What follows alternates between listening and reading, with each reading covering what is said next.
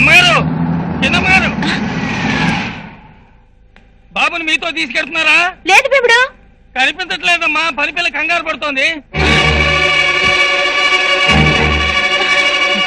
పైన కింద అంతా వెతికామమ్మా, ఎక్కడా లేడు. అత్తయ్య గారి గదిలో చూసారా? అమ్మా సంజ, నా బాబును ఉయ్యాల్లోనే పడుకోబెట్టాను. నువ్వు చూడలేదా? ఎక్కడున్నాడు ఏంటారా? ఎంతమంది పని వాళ్ళు ఉన్నారు, వాడికి నడవడం కూడా చేత కాదు, పట్టుకోలేకపోయారు. నా కాళ్ళు చేతులు ఆడటం లేదు, కొండదాడుగా ఉంది. అత్తయ్య మీరు ఎక్కువగా ఆయాసపడకండి, కూర్చోండి. ఇక్కడే ఎక్కడ ఉంటాడు, కాపాడే అంతా వెతుకుతాంగా, కంగారు పడకండి. భవానికి ఫోన్ చేయండి. అలాగే అత్తయ్యని. అయ్యో నేనేం చేయను.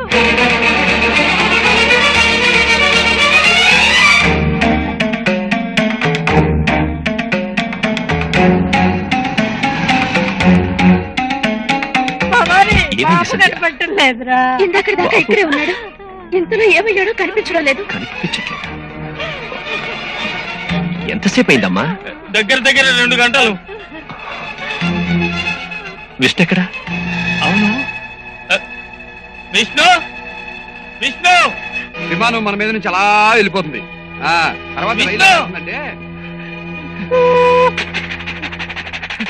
అమ్మగారు, అడిగో బాబు.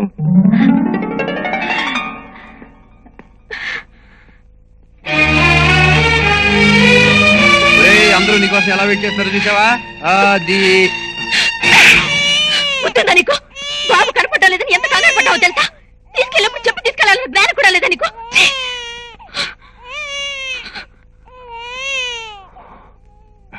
సారీ విష్ణు, సంజయ్ చాలా ఎమోషనల్ అయింది. పర్వాలేదు సార్, ఎంతైనా కన్న తల్లి కదా.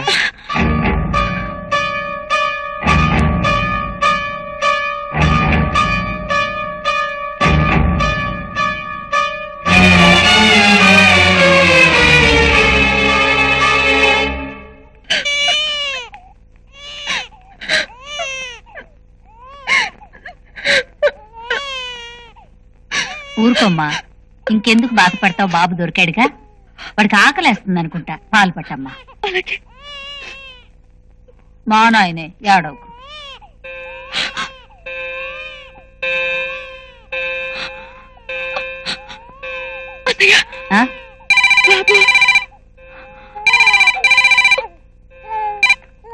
Hello hello hello. ఏం ఫోనో ఏమో, మాట లేదు పలుకు లేదు.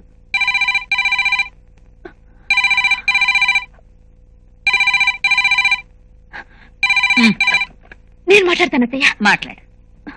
రానా? హలో, నేను సత్యాన్ని మాట్లాడుతున్నాను. ఎవరమ్మా? రాంగ్ నెంబర్ అత్తయ్య. ఓహో, మొదలన్న పాల బుద్ధి చేద్దాం.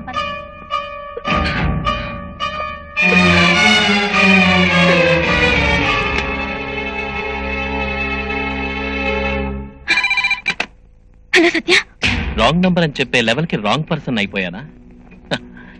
ఎప్పుడో 9ంటికి వస్తా అన్నదానివి, ఇప్పుడు టైం 12 అయింది. గుడి ముందు చిల్లర కోసం వెయిట్ చేసే ముష్టి వాళ్ళలా నేను నీ కోసం వెయిట్ చేశాను. సారీ సత్య, కరెక్ట్ గా బయలుదేరే సమయానికి బాబు కనపడలేదు. బాబా? ఎవరి బాబు?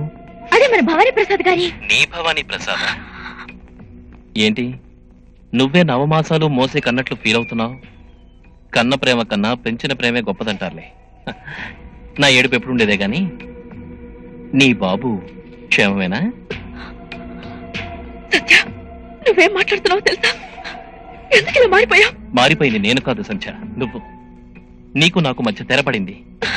సత్య, నేను చెప్పేది విను. షో, నటించొద్దు.